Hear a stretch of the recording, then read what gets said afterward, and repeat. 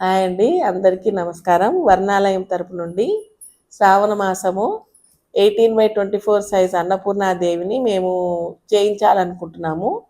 అది 25,000 వర్త్. అది మెయిన్ ఇక్కడ ఓన్లీ ఆఫర్ ప్రైస్ 10,000కి నేర్పిస్తున్నాము. ఇప్పుడు ఇంట్రెస్ట్ ఉన్న వాళ్ళు జాయిన్ అవ్వచ్చు. ఇది వీక్లీ 1-2 అట్లా ఉండదు, కంటిన్యూ క్లాసెస్ 10 డేస్లో కంప్లీట్ చేయాలి. ఆఫ్టర్నూన్ 2 to 4 వరకు ఉంటుందండి క్లాస్. అన్నపూర్ణాదేవి బోర్డ్స్ లేదు. అన్నపూర్ణాదేవి జాయిన్ అయిన వాళ్ళు ఓన్లీ అన్నపూర్ణాదేవికే కంప్లీట్ చేపిస్తాను.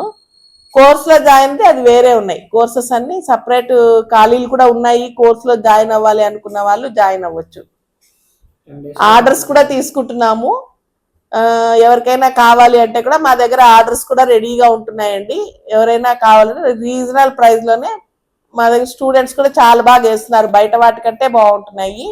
మీరు ఒకసారి వచ్చి తీసుకోవచ్చు. కేపీహెచ్పి రోడ్ నెంబర్ 1. బాగున్నాను. మీ పేరు? నా పేరు శ్రీదేవి. ఎక్కడి నుంచి వచ్చారండి? మేము మేడ్చల్ నుంచి వస్తున్నాను. మీ వర్ణాలయ తంజావూరు పెయింటింగ్ నేర్చుకోవాలని ఇంట్రెస్ట్ ఏంటి? ఎలా వచ్చారు?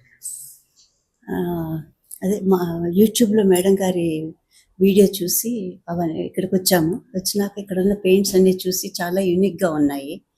అందుకు నేర్చుకోవాలనిపించి జాయిన్ అయ్యాను.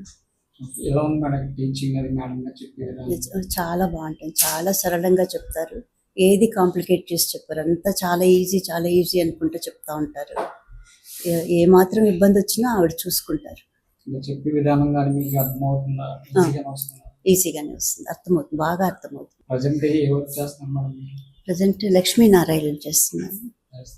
ఎన్ని డేస్ అయింది మేడం మీరు ఇక్కడికి వచ్చి? నేను ఇక్కడికి వచ్చి ఒక 4 నెలలు అయింది. 4 months నుంచి ఇక్కడ. ఏంటి మేడం మీ ఇంట్రెస్ట్ ఏంటి చేస్తున్నాను ఈ వయసులో నేర్చుకోవాలని ఒక తపన?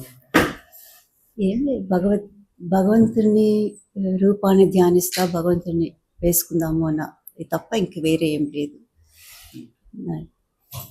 వచ్చే స్టూడెంట్స్కి ఏం చెప్తారు మీరు? వచ్చే స్టూడెంట్స్గానే కాదు, ఎవరికైనా ఈ ఆర్ట్ నేర్చుకోవటం అన్నది చాలా ఉపయోగపడుతుంది. సామాజికంగా, మామూలుగా లౌకికంగానే కాదు, ఆధ్యాత్మికంగా కూడా బాగా పనికొస్తుంది. ధ్యానానికి కూడా మనసు బాగా నిలబడుతుంది. మన ఆలోచనలు కూడా సక్రమంగా వెళ్తూ ఉంటాయి అన్నమాట.